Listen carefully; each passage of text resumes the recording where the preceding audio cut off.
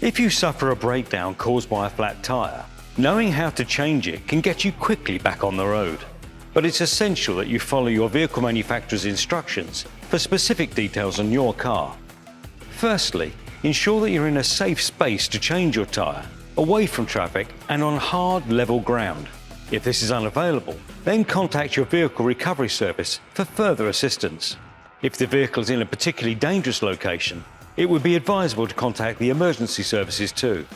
Before you start, make sure that you have the following items: a jack for lifting the car, a wheel brace or wrench that fits the nuts and bolts of your wheels. If your car has locking wheel nuts, you'll also need a locking wheel nut key, wheel chocks or something similar that can be placed in front of a wheel to stop it from rolling, a warning triangle, a Hi-vis waistcoat, a pair of gloves to avoid any unwanted dirt or injuries to your hands, and finally, a spare wheel that is fully inflated and in a road legal condition. Make sure that your vehicle is switched off and that your handbrake is applied. Then turn on your hazard warning lights to alert other road users. A warning triangle should also be placed at least 45 metres behind your vehicle if you are stationary on a public road. However, these should not be used on a motorway.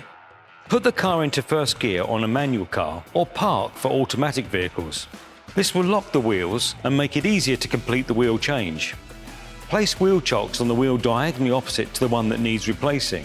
For example, if you're changing the rear passenger side wheel, then the chock needs to go onto the front driver's side wheel.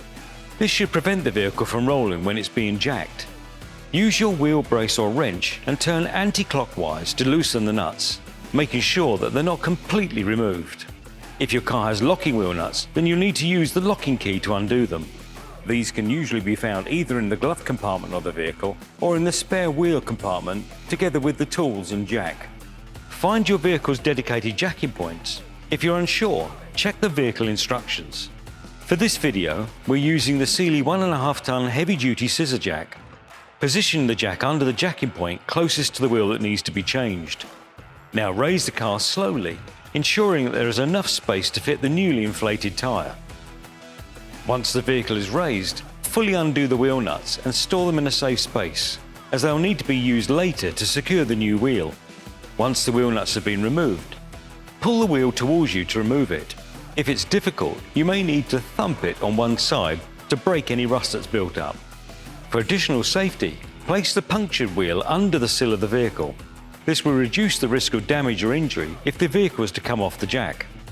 Now lift the new wheel into place, either over the protruding hub bolts or in line with the wheel nut slots. Use the wheel nuts you removed earlier and hand tighten them until they're all in place. You can now remove the old wheel and tyre from under the vehicle.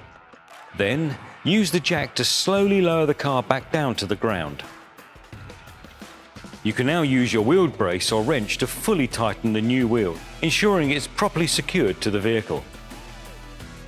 Finally, remove your chocks from the diagonally opposite wheel and you should be good to go. If you've used a temporary spare wheel, then there may be a restriction that needs to be followed, such as limited speed or distances travelled. Ensure that you go to a garage to have the new tyre fitted as soon as possible. Consult a professional mechanic to ensure that the wheel nuts are properly tightened.